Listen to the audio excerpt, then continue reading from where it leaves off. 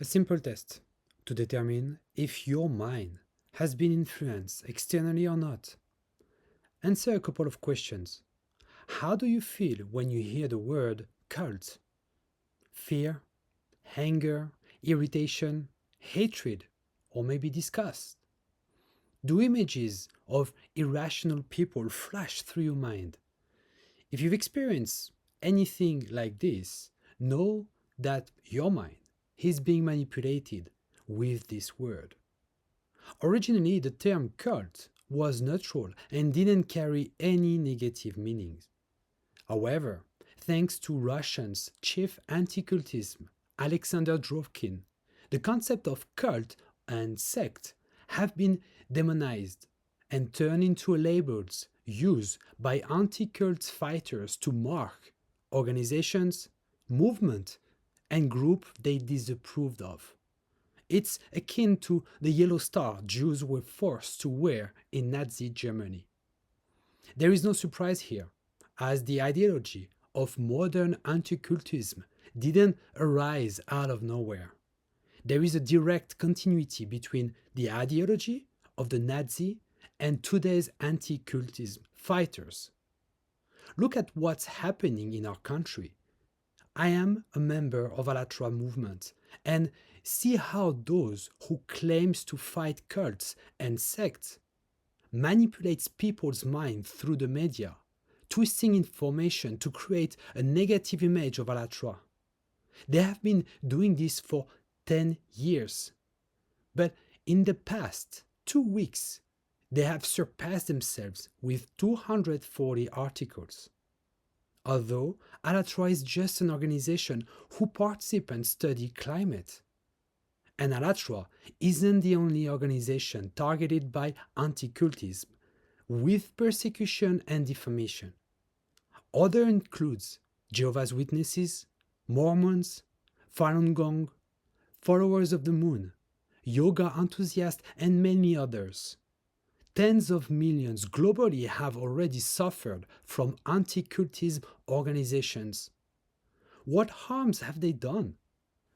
The persecution is carried out by a network with its ideological center in Russia called Resurs.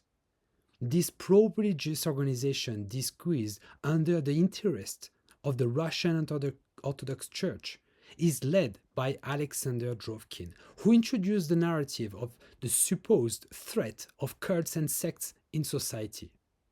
And look at where we are led.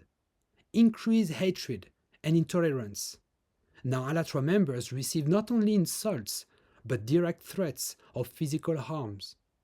But for those calling themselves anti-cultism, it's not enough. Their plans are much broader. ALLATRA is being dragged into politics, labeled as pro-Kremlin, pro-Putin. Yet, these journalists paid by anti-cultism don't mention that in Russia, the ALLATRA movement is officially deemed undesirable and banned. Searches are conducted, and those who couldn't leave Russia are persecuted. Homes searched. Some members are even being imprisoned. Journalists remain silent about this. Instead, they have become very active in Slovakia, searching for politicians who support or are members of ALLATRA. The plan is simple.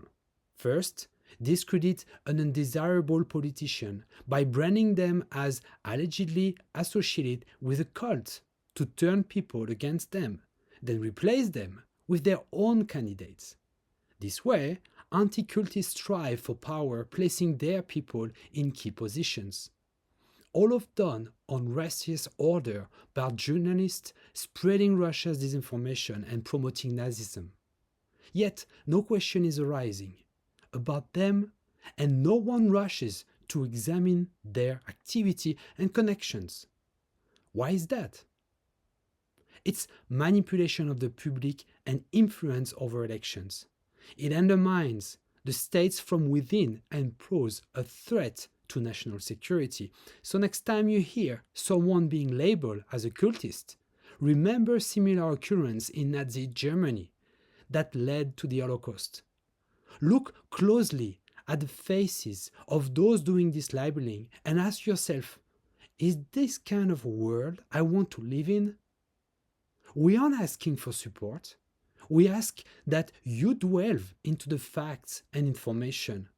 If you want to protect yourself and your loved one, you need to reclaim a critical mindset.